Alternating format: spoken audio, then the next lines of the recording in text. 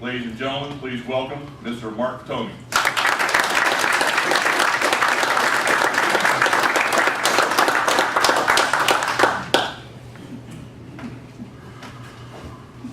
Turn the right way.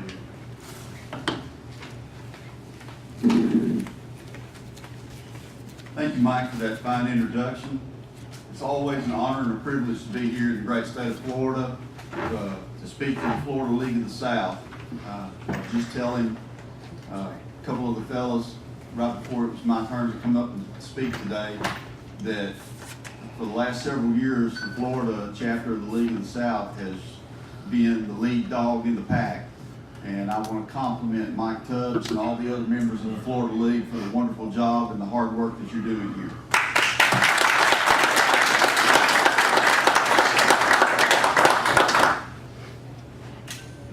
All right, well, the title of my talk today is I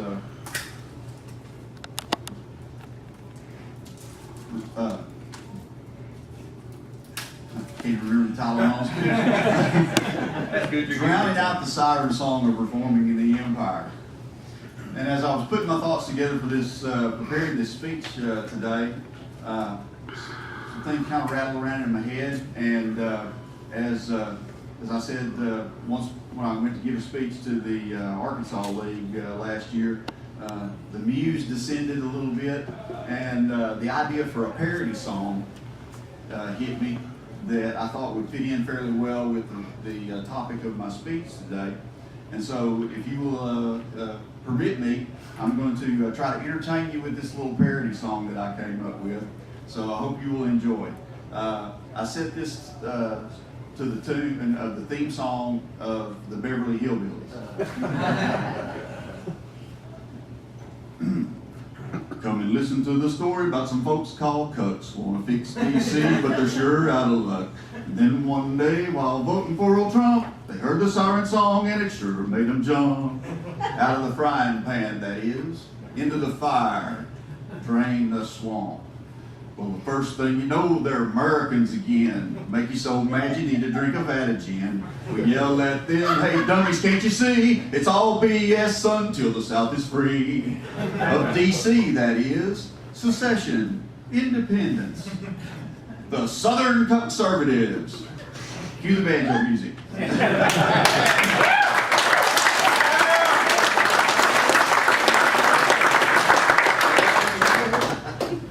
Now, we've been throwing the terms conservative and Confederate around here in the league for a couple of years now. And we do that as a way of poking fun at and deriding the so-called conservative Southerners that we deal with on a daily basis amongst our friends and family who just don't seem to get our message yet. They still are clinging to that attachment to the American empire, the idea of being an American and all that good happy flag waving Star Spangled Fairy Dust stuff. So I thought it would be a good idea to give you an idea of why we use that particular term and where the first syllable of that word, conservative or Confederate, comes from. And it'll help give you a little understanding about this. It comes from a word, cuckold. And the definition of a cuckold is a man who is married to an adulteress and who, as a result, becomes an object of derision. So when you put it in those terms, it seems to be kind of fitting that we would call some of these folks conservatives and Confederates because they are married to an adulterous empire that constantly abuses them and derides them and puts them to shame. And why wouldn't they be objects of derision? Because in order to put yourself in that kind of situation, you obviously have to be a weak and fearful kind of person. You know, they say to themselves, well, you know, I know it's bad and all, but, you know, I'm too scared to leave. You know, what would I do to make a living? And, you know, gosh, who would take care of all the poor people and the sick people? You know, and, you know, I just don't know what we'd do. And I liken it to being similar to the battered wife syndrome. You know, she's trapped in this abusive relationship with somebody who really has no respect for her and despises her, but yet she just keeps coming back for more and more. She just can't find a way to get out of it. And you know, they make all the excuses of, again, you know, oh, well, gosh, if I leave, where would I go? What would I do? How would I make a living? Who'd take care of my kids? And blah, blah, blah. And then the other side of the thought process that a lot of them have is that, well, you know, I deserved it. You know, I was a bad, racist white boy. Slap me again, Sam, and this time put some steak on it.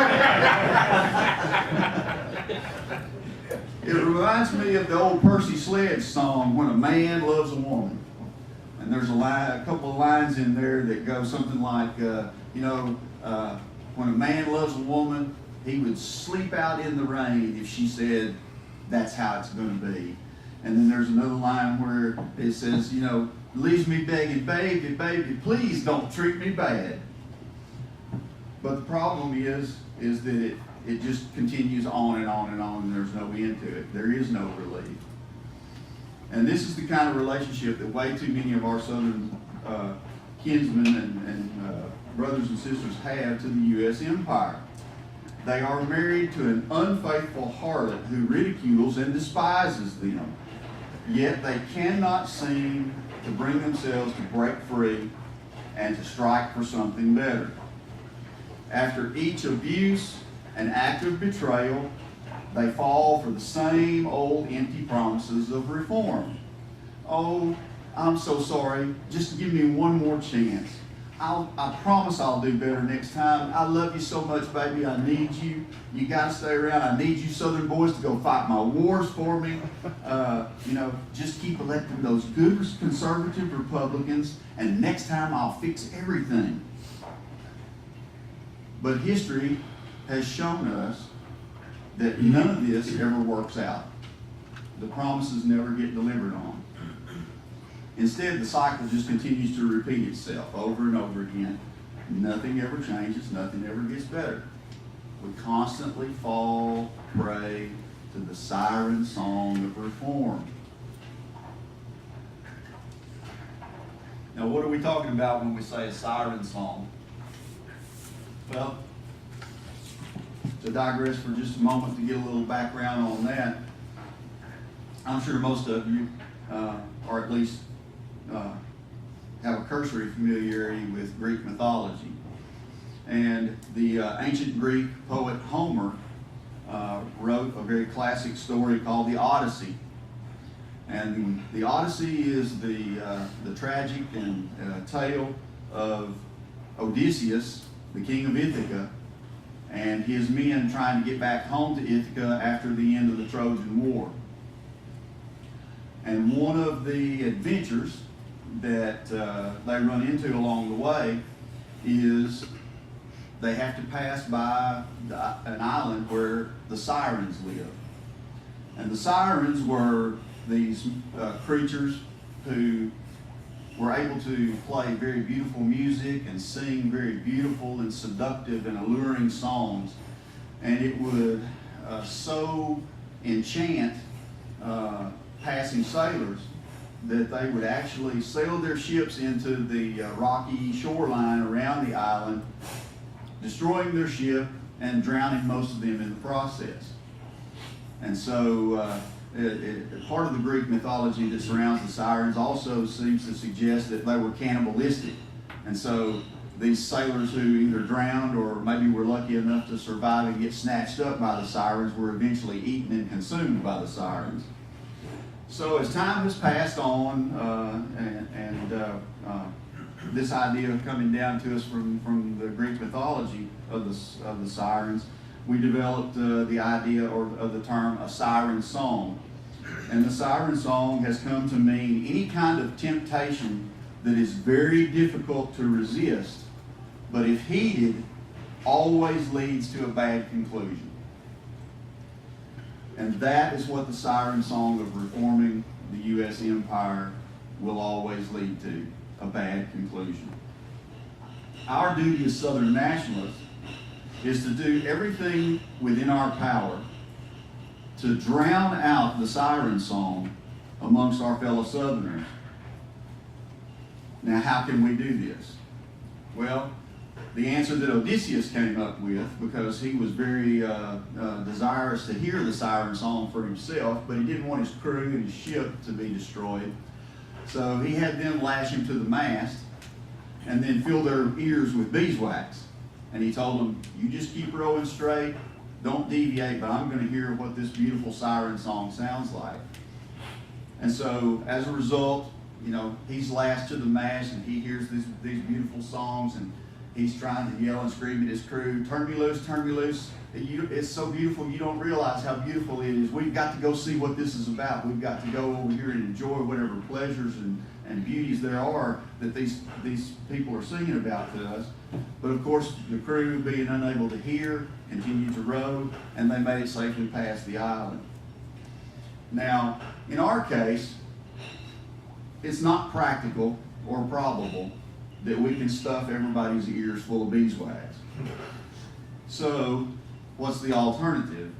Well, I would say that what we need to do is come up with our own song, our own siren song, if you will, a siren song of Southern nationalism, and that we need to sing it loudly and longly in order to drown out the siren song of reform that they hear every day from the empire and those who support it. So, what would be a couple of examples that we could use to illustrate this point? And, you know, the Siren Song of Reform has many verses, if you will. It comes at you from lots of different directions and touches on lots of different things. But I'm going to give you just a few here as an illustration.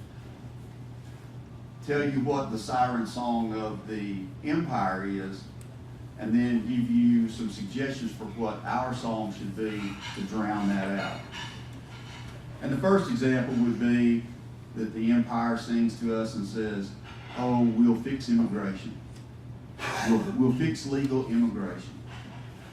Now, when they talk about fixing immigration, what they talk about is establishing these dream kids kind of thing, or anchor babies. People can come over here and have these kids and they're automatically ipso facto a U.S. citizen and entitled to all the rights and privileges thereof. Or they're talking about amnesty for all the people who are already here illegally. They're talking about maintaining the 1965 Immigration Act, which gives preference to every non-white, non-Christian set of people from anywhere in the world in opposition to folks who are like us. Now, our contrary song should be something like this.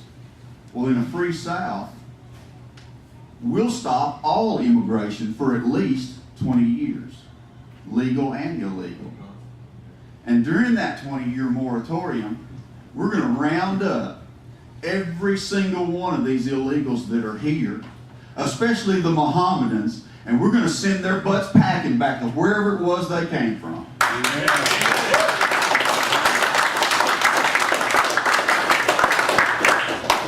In a free South, we will establish a system of immigration that will give overwhelming preference to white, Western, Christian people. And on top of that, we will greatly restrict the total number of people that we allow to immigrate into our free Southern country, just to make sure that we don't overwhelm our infrastructure and our natural resources and our ability to take care of the problems that arise from having an increase in population. In other words, to put it simply, the 1965 U.S. Immigration Act will be thrown out on its ear. Okay? The other part of the song they sing is, we'll reform the tax code. Now, of course, on this they're always talking about the income tax, the wonderful income tax. But what do they mean when they talk about reforming the tax code? Well, they talk about creating a kinder, gentler IRS. One that won't hound you mercilessly and take all your stuff and send armed goons with black ninja suits and automatic weapons to keep your door in the middle of the night and hold you and all your kids hostage. they talk about something like, well, we'll do a flat tax. You know, we'll do away with the IRS, we'll put in a flat tax. Well, whoop-de-doo. You know, the thing that they talk about with that is that you'll hear them float the term, well, we'll put something in like that, that'll eliminate you having to file all these forms and keep all these records. We'll just automatically steal X percentage of your wages from you every time you get paid. But it has to be revenue neutral. Anybody ever heard that term batted around by the talking heads? Has to be revenue neutral. Well, what they mean by that is that they're still going to tax you at a rate that will provide the same level of revenue that the current system provides. That's not reform. That's just continuing the tyranny by other means. And then some of them float the idea of a fair tax. Again, a revenue neutral idea. And what is the fair tax? Well, the fair tax, you know, they're not going to steal your wages from you every time you get paid. They're not going to turn your employer into an uncompensated tax collector. What they're going to do is make you pay a 23% national sales tax on everything you buy. So next time you go to the car dealer, you know, if this were to go in, you go to the car dealership to buy a car, whatever that sales price is, tack another 23% onto it. Boy, that's a good deal, ain't it? Yeah, I like that. Now, in a free South, our song of tax reform would be something like this. There will be no wage or income tax whatsoever, because it is immoral to steal the fruit of a man's labor out of his very mouth before he even gets a chance to taste it. And besides, as a number of researchers have proven over the last decade or so, maybe even longer, men like G. Edward Griffin and Larkin Rose and some other folks like that who have really investigated the way that the tax system works, especially the income tax. Not one single penny that any of you pay to the IRS in income taxes goes to pay for one single government service or program. Not one penny of it. Every penny of that goes to pay off the principal and interest for the money the U.S. government has borrowed from a private Jewish banking cartel called the Federal Reserve. What it does is it makes you a slave to the international banking cartel. Because what is the definition of slavery? You do not own your own labor. If someone else can make a claim on your labor, like the United States government via the IRS, then you are not free. You are a slave. They take their percent off the top. No thank you. Then they'll sing the song of fixing education. Well, what does this usually mean? Well, it usually means some kind of expansion of the Federal Department of Education. Now, I remember when I was in college at the University of Arkansas in 1980, and Ronald Reagan was running for President of the United States against Jimmy Carter. And we were sitting around watching the debates, and I very distinctly remember Ronald Reagan saying that one of the planks of his platform for being elected President of the United States would be to abolish the Federal Department of Education. Last time I checked, it's still here. And last time I checked, the biggest expansion of the U.S. Department of Education came under George W. Bush, one of those good conservative Republicans. And it came under the form of the thing, No Child Left Behind. At the time that came through, my wife was doing her student teaching in Louisiana, where we happened to live at the time, And she was teaching at a little country school in a little wide spot in the road community called Holly Ridge, Louisiana, which is about 30 miles east of Monroe, where we used to live, there in the Louisiana Delta. And she invited me to come to their open house at the beginning of the school year so that I could meet some of the other teachers that she was working with and you know, kind of, she could show me around the school and that kind of thing. And I got there just in time to hear the principal of the school give his welcoming address to all the parents who had come and assembled there in the gymnasium for the open house. And I'll never forget one of the things that he said to those people. And, you know, this was a little farming community, very down-to-earth, self-sufficient, proud people who were very happy that they, in their meager means, were at least able to pay their own way. And the first thing that guy says to them is, now, first thing we want you to do is to sign all your kids up for the free lunch program. Even if you can afford to pay for their lunch, sign them up for the free lunch program. Because for every kid we have listed on the free lunch program, we get more federal dollars sent to our school.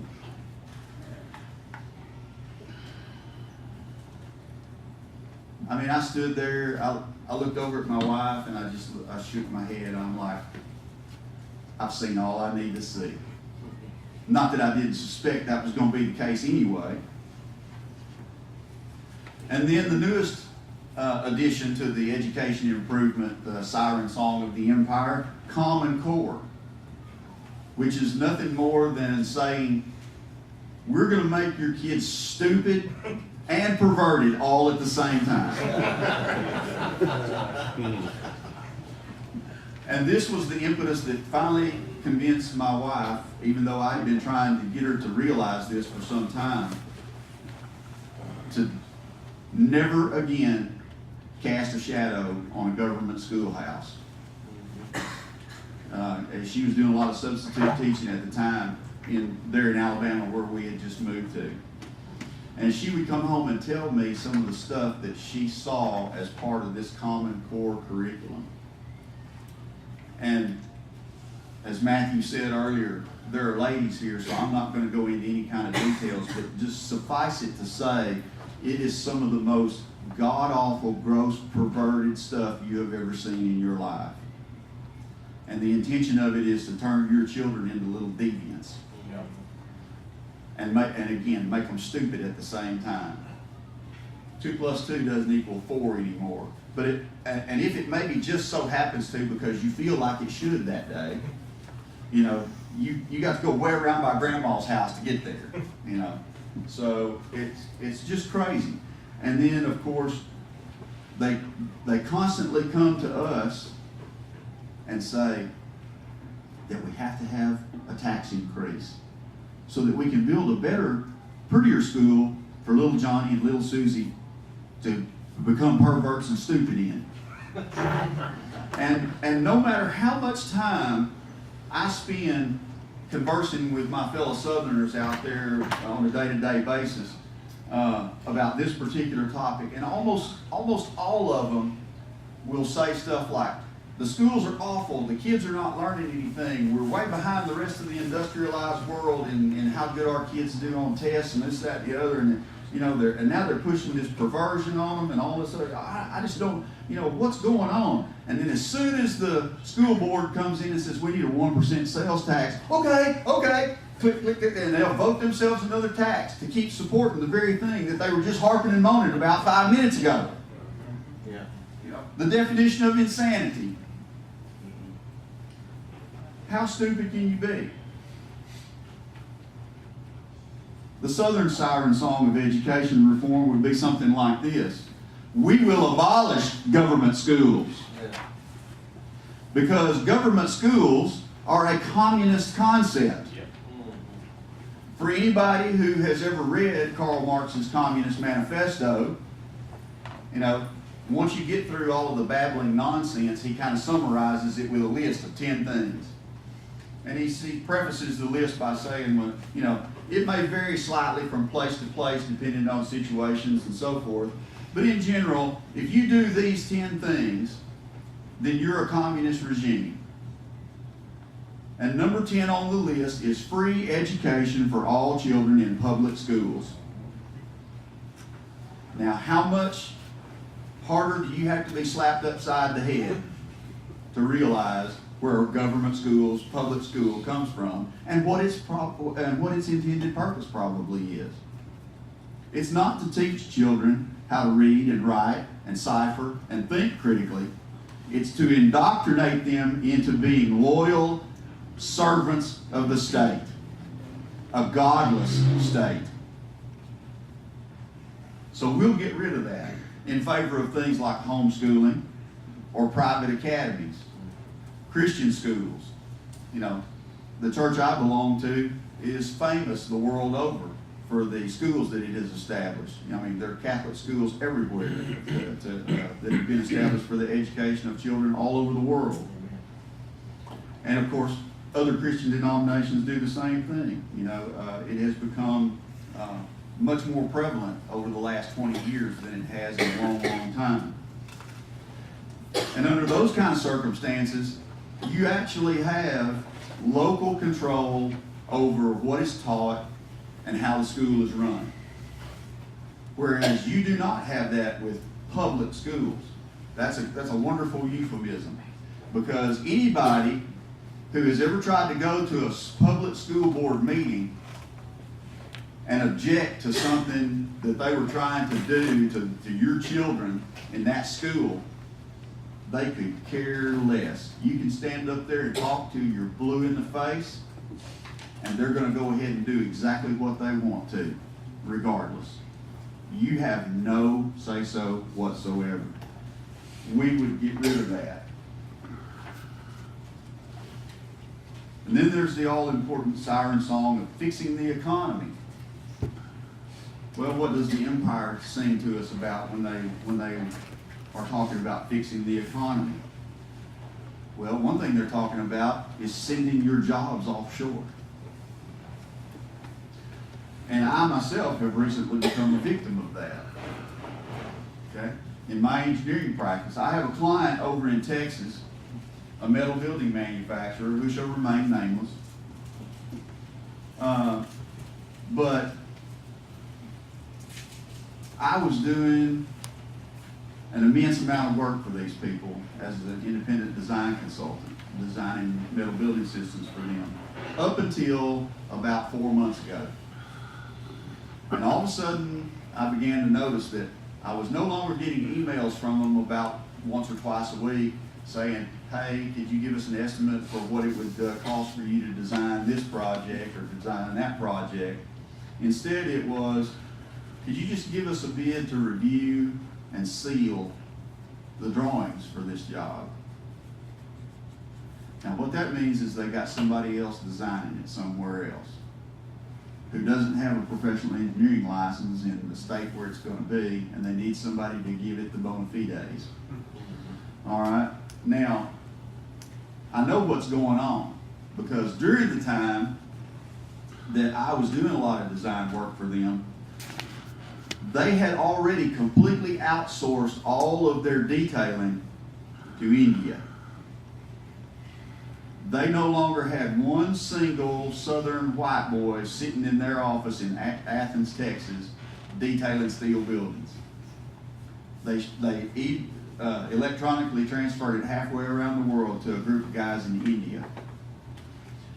Well, when they started asking me about, can you just give us an estimate to review this and seal it, which at least kind of halfway meets the letter of the law, I started looking at the names on the drawings, and it was Rajesh Hajni and all these other. I was like, yeah, I see exactly what they're doing. Now they're letting these guys in India design the dang things too.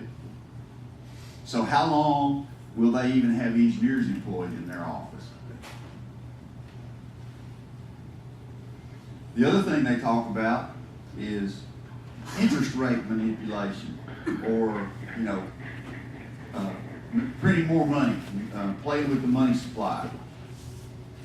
And this is a big problem on a couple of counts. Number one is that it creates the hidden tax of inflation, or what we should more correctly define as the devaluation of the currency.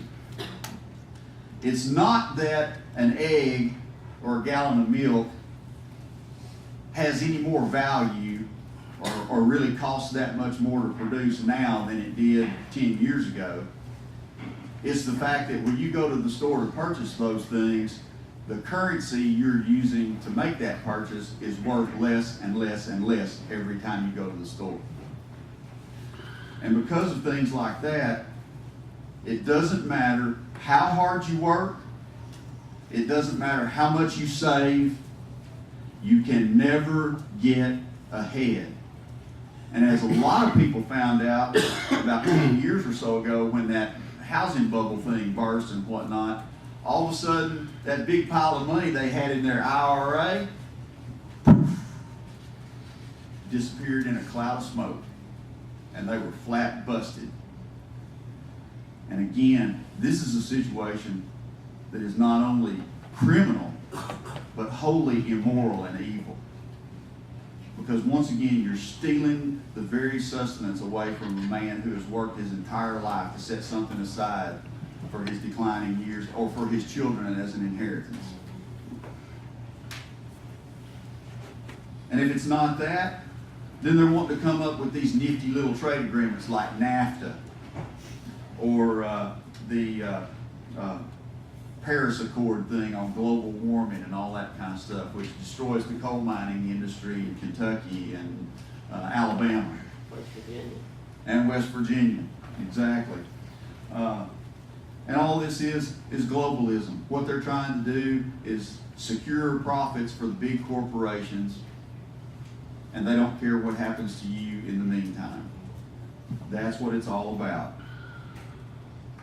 And you know, they'll fool you from time to time to try to keep you hooked with this little stunt that Trump just pulled the other day about, oh, well, we're backing out of the Paris Agreement. You know, and everybody says, oh, see, look at there, he's draining the swamp. Whoop-de-doo. In the end, it won't amount to anything, because the people who really own and control the U.S. government, which means owns and controls Donald Trump, will eventually get the U.S. back with the program on climate change. Now, what would we do in a free South? What song should we sing to our people about how we would fix the economy? Well, one of the first things that we would do would be to outlaw corporations. Corporations are artificial people who have no connection to anything but a corporate balance sheet, as Matthew pointed out earlier. Profit is all they care about. There's no connection to the community or the people that they serve. And as soon as the grass looks a little greener somewhere else, they will happily shut down your local lawnmower plant or textile mill and send it to Mexico or India or Indonesia or some other place like that where folks where they can find people who are more than happy to work for the slave wages they're willing to pay. No, this breeds a class of nameless, faceless, absentee landlords. And our substitution would be to give that kind of control over the economic destiny of our communities back to the local communities. Let's go back to the idea of mom and pop shops and companies that produce things that supports the local economy. And one way that you can help do this, or one step towards this, would be the abolition of labor unions as we know them now, and substitute for them the tried and true idea of the medieval guild. And basically all a guild was that you had groups of people who shared a common trade in the economy. They might be a blacksmith, might be a farmer, might be a shopkeeper, a guy who makes shoes, whatever. And people who are all in these businesses form a guild, And these guilds actually have power enough to have say-so over how extensive competition can be amongst the various trades and guilds that are set up. They have a certain amount of power in being able to set prices and things like that. So what you do is you eliminate this winner take all, devil take the hindmost, unbridled capitalistic idea of, hey, just go do whatever you want. It doesn't matter that you step on your neighbor to get ahead or anything like that. Have no concern for your fellow man. Just make money, make money, make money. Well, this is a wholly unchristian idea.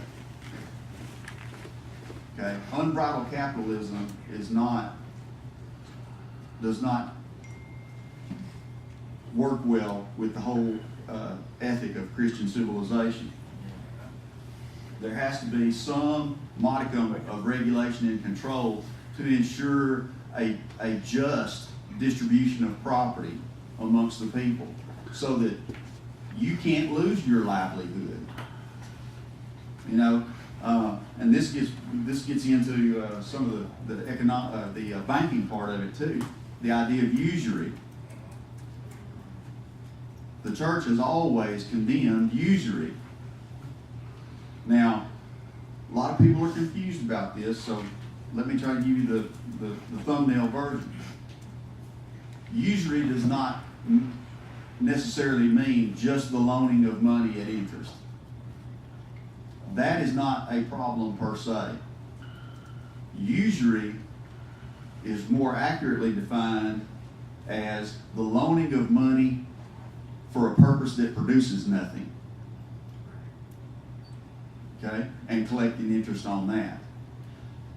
If a bank wants to loan money to a farmer to purchase land that he will then produce crops and food for the local people to eat and that kind of thing, that's one thing for them to loan him a little bit of money and charge a modicum of interest for the use of that money, because it produces a positive product for the economy and for the community.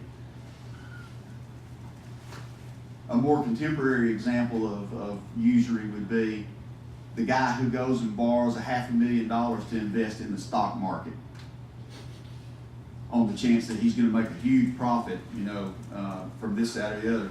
That doesn't necessarily generate anything positive and tangible for the community. It just puts a bunch of electrons in his bank account.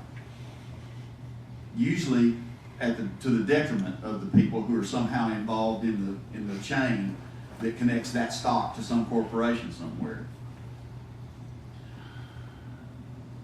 Our approach would be to do something that mitigates those kind of circumstances. The revitalization of agriculture as a way of life. And this would mean getting our southern farmers out of a state of perpetual peonage to the United States Department of Agriculture.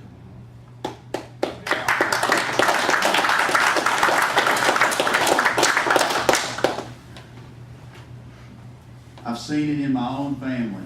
I had a great uncle back home in Arkansas that farmed all of his life. He only had maybe a 4th or 5th grade education, but he had done very well buying land and farming it. And when he died, my cousins thought they were going to inherit a small empire. Wrong. The federal tax man came and wanted his cut, and the U.S. Department of Agriculture came and said, he still owes us, I forgot how much it was, in loans. They ended up having to sell nearly every acre of land and every piece of equipment that he ever owned or worked just to pay the U.S. government. See, it may look good to the casual observer who drives through the delta of Mississippi or Louisiana and sees the nice farmhouse out here and the tractor shed with 3 combines and 6 tractors, and everybody's driving a nice car and a truck and all this other kind of stuff. But as my granddaddy used to say, he owes for every bit of it. None of it belongs to him. He owes for every bit of it. And sooner or later, the ones that really own it are going to come calling to collect. And that's exactly what happened to my uncle. And again, you can repeat that story thousands of times over across the South. It goes on every day. And then, of course, the other economic item that we would do very drastically differently than it's done now, there would be no centralized or international banking based on fiat currency.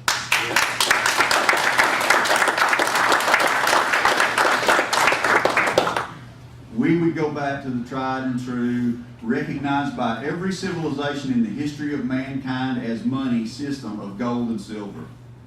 And if we do issue paper, then it'll be like it's supposed to be. There'll be no more paper in circulation that can be backed up by the physical specie that sits in the vault. Right. That way, you don't have the hidden tax of inflation. That way you can save. You can get ahead. You're not being robbed systematically by the bankers who have nothing but electrons whizzing around in a computer.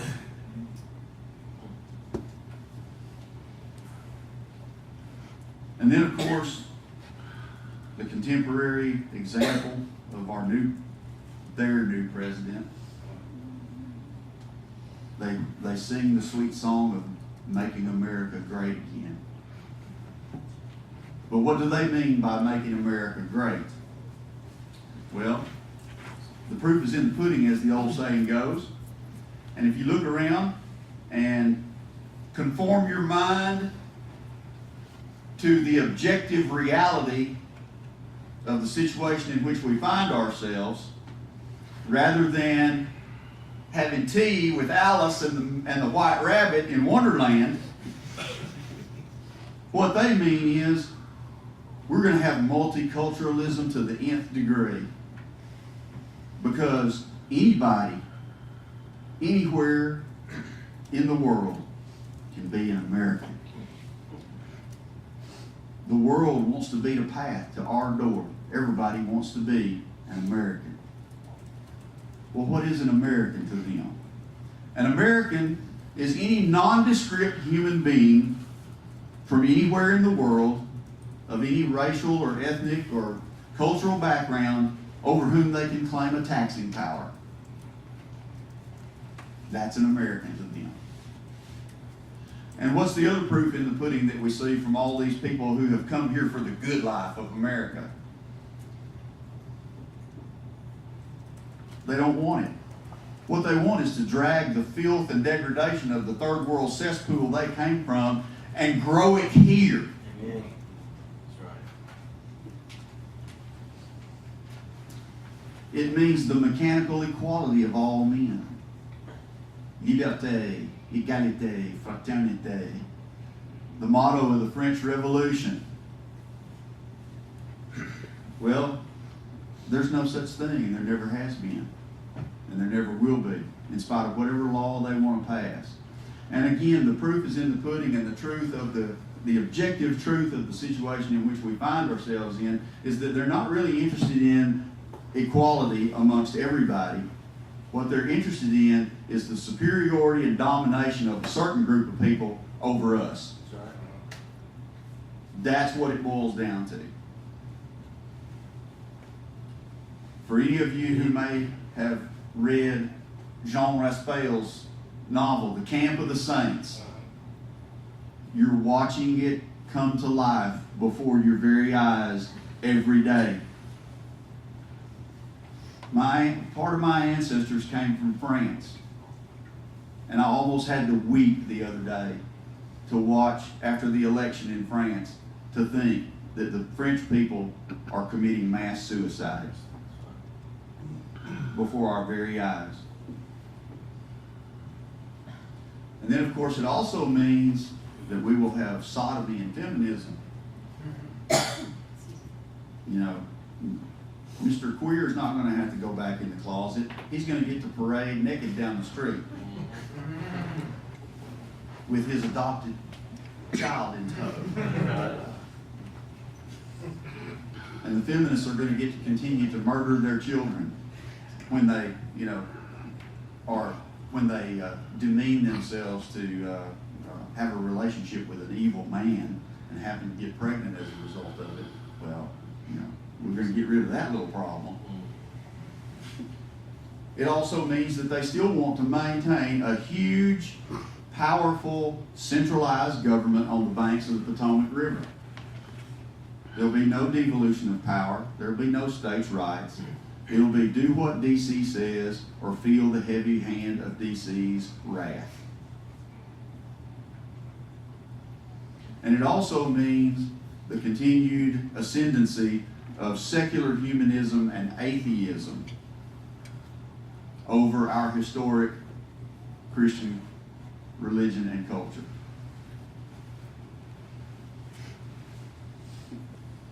But what would our song be in this regard for a free South? Well, after 240 some odd years of trial and error, observation and experience, we Southerners don't think that America was all that great to begin with. Right out of the gate, they rejected the one true God, Father, Son, and Holy Ghost, and His religion as the foundation of our law and system of governance. And to give you two examples to substantiate that, I give you the First Amendment. Congress shall make no law respecting an establishment of religion. Now, up until the 17th century, this was an unknown concept to the whole world. And to this day, it is still primarily an unknown concept in most places except the United States. Even in the pagan societies of antiquity, religion and state were intricately bound together. The state recognized that it had a religious obligation to do the will of the gods and to require of their people that they do the will of the gods as well. And when Christianity came onto the scene and began to blossom and flourish and spread its message throughout the world, the same system was put into place. Because of fallen men? No, it wasn't perfect everywhere and always, but it was right. And it wasn't until the so-called Enlightenment and its culmination in the French Revolution that you got the idea that church and state have to be separated. That the state has no obligation to perform a religious duty to its citizens. And we are reaping the bitter harvest of that attitude.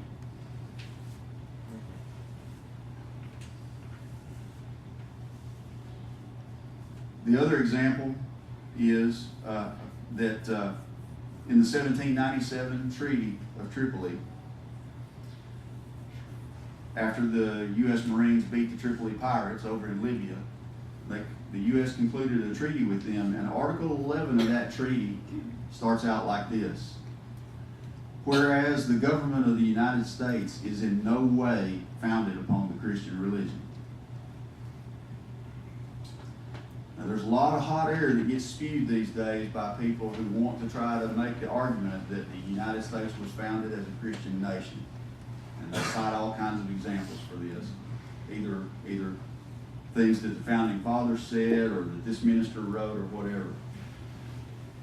But the truth of the matter is that there is a huge difference between a people who happen to occupy a particular geographical area on the face of the earth adhering to a given religion and the government that they are ruled by being founded upon that religion.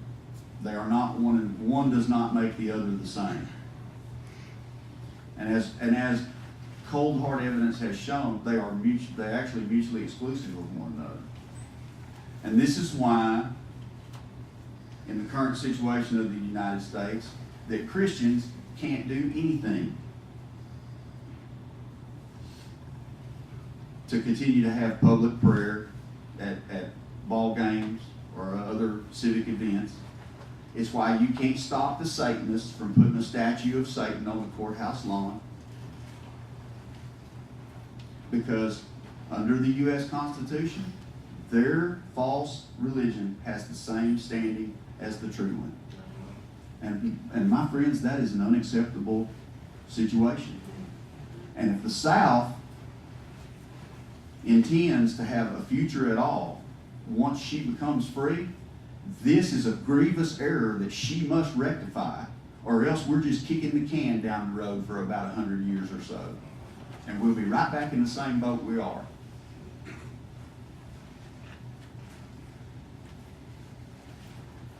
And so we would establish Christianity as the state religion. And we would outlaw and or severely restrict the public practice of any other false religion. No more mosques. Amen. No more Muslims coming over here, proselytizing. No more synagogues. No more Jews. Public. No more Buddhists and Hindus doing everything in public and all this other kind of stuff. That would be a thing of the past. It would be tolerated privately. If we had people who were living here who were adherents to one of those religions, they would be free to practice it in the privacy of their own home. But they couldn't have a building in public where they all got gathered to worship whatever it is they worship. That would not happen. We would also have a society that is modeled after God's creation, which necessarily means it would be composed of distinction and hierarchy. No mechanical equality. There's no equality in the kingdom of God. Even in heaven, you have different ranks. You have angels and archangels, cherubim and seraphim. There's no equality. But under this system, any potential strife would be tempered by the application of the golden rule. Christ's commandment to love our neighbor as we love ourselves. And that doesn't mean giving him a big old sloppy kiss and telling him everything perverse that he does is okay. The true idea of love in the Christian sense is to desire for someone that which is their ultimate good. And our belief as Christians is that the ultimate good of every human being is to know, love, and serve Jesus Christ, our Lord and Savior, and thereby merit the beatific vision for all eternity. And anything that we allow people to do that is contrary to that, we are culpable for the fact that their soul is going to be condemned to hell at some point. So therein lies true love of neighbor, not this perversion that they give us nowadays that says, oh, love means you have to accept all of this nonsense and let it flower and flourish. Let the weeds grow up among the wheat. I don't think so. And then last but not least, ours would be a blood and soil nation of people bound by faith, a shared history, common traditions, and a vision for what life really ought to be all about.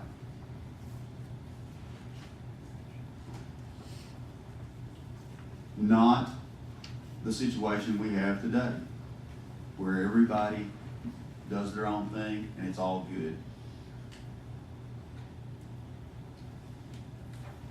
So this is our siren song of hope for the South and her people.